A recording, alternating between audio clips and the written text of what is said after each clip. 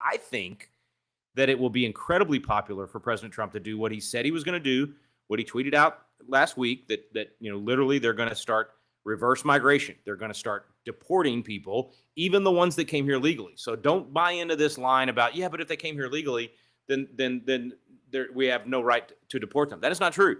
I don't care if you came here legally. If we decide you're not good for America, absolutely the American government has the right to end your stay and deport you. And that's what needs to happen with any group that is not good for America, that does not line up with American values. And yes, I'm referring to a lot of the Muslim community, anyone that says they're for Sharia law, anyone that flies another nation's flag and says anything anti-American should be removed, period, end of story. It shouldn't take that long.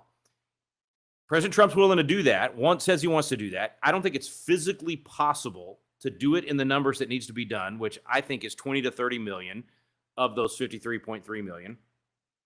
At least get rid of the ones that came here illegally, and then get rid of all the ones that came here legally but don't share our values, have said anything negative about America, said anything that should cause us to believe, why would we gamble on this person? Like, what do we owe them? Nothing.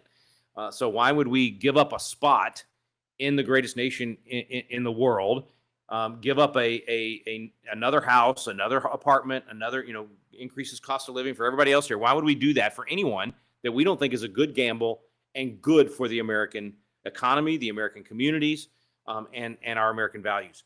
But to do that, to those numbers, it's going to require significant cooperation with local law enforcement. Now, Eisenhower did this, so this is not the first time this would happen. President Eisenhower did this, and I think when he did it, it was, I'm blanking all of a sudden. It was 1 million or 2 million that they deported, but it was all done in conjunction with local law enforcement. And so they basically, I don't even know if they technically deputized as federal agents, or they just had,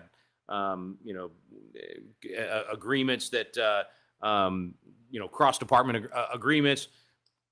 All of that can be done, though. So was it 1954? Is that when he did that? 1954 and 55? Operation Wetback. Was it really called that? Oh, come on, Wade. I know you teach history, so you know. I don't know off the top of my head. If it was really called Operation Wetback, I'm going to laugh. So text me back and let me know if that's really what it was called. Wade said it's not in the teak, so it's not widely known. It's funny you mentioned that, Wade, and I'm glad you did, because I'm on some of these, helping with some of these committees and different things for the new social studies standards for Texas. So I'm going to work on getting that back in there. Text me some data on it if you've got it. That would be great. Help me build that in. And we're creating a Texas history curriculum right now. We could even include it in that, because I'm sure a lot of that took place in Texas.